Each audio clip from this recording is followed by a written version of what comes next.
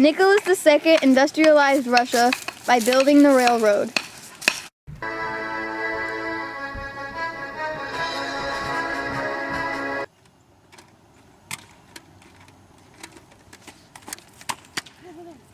The battle began just over constant rivalry between Russia and Japan and ended formally because of the Treaty of Portsmouth.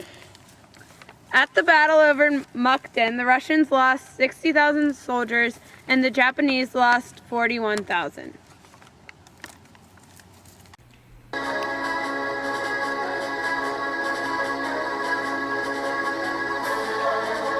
The Russian underclass people complained of bad working conditions, and therefore the Tsar guards opened fire on them, leading to the Russian Parliament Duma.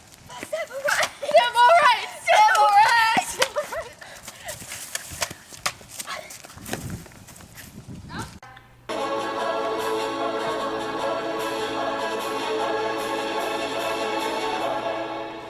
Nicholas II went to the front lines during World War I to boost morale.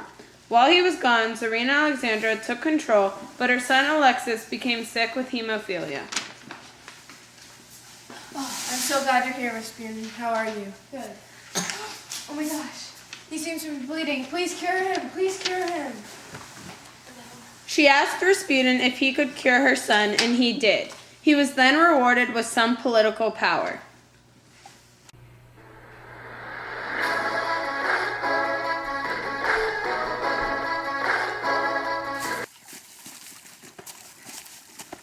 Rasputin's rule led to corruption.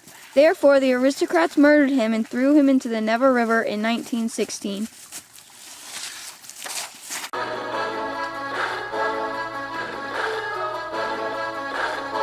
Once Nicholas was taken out of power, workers rise up and provisional government is led by Alexander Kerensky. How dare you take me out of power?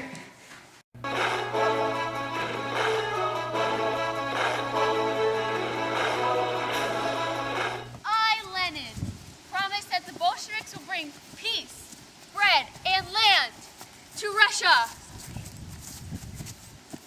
We will now destroy the provisional government. Ah!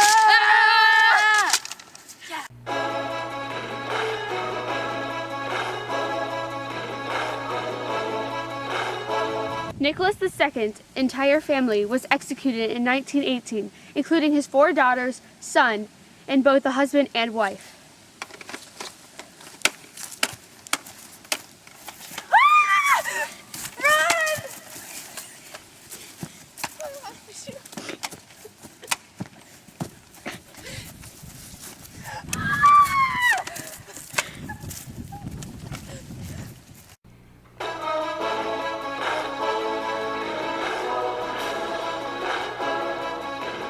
The capital of Russia was moved from St. Petersburg to Moscow due to its vulnerability in World War I, and also to create a more centralized capital.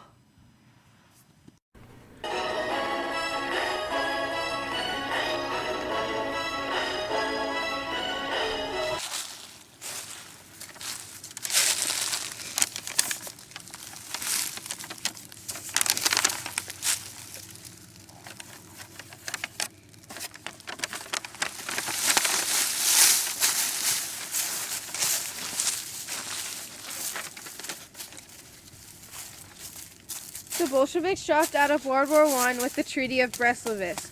They divided up all farms and factories between the people, which upset the wealthy Russians called kulaks. Yes, my own land!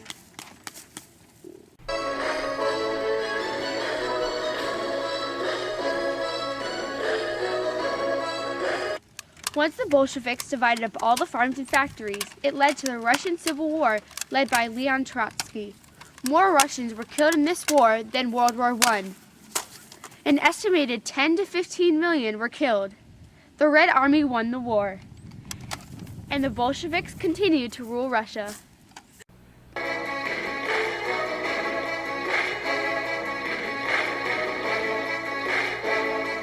Lenin and people had a meeting on the economic policy.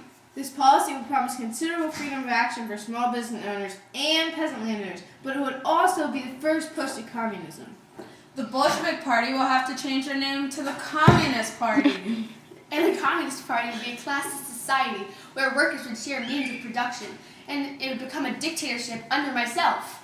The Communist Party would grow stronger under Stalin, and he would also accelerate industrial development while attacking peasants' land ownership with a new collectivization program.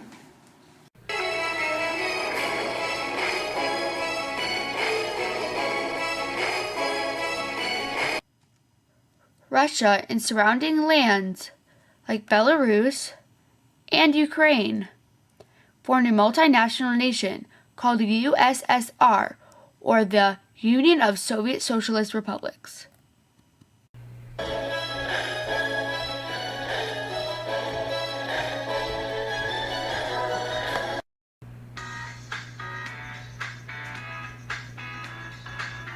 Civil rights! Civil rights! Better working conditions! Civil... You guys are so...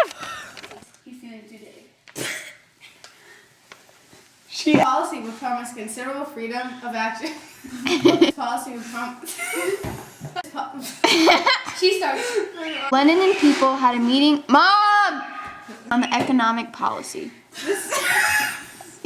The Bolshevik Party will have to change their name to the Communist Party. And the Communist Party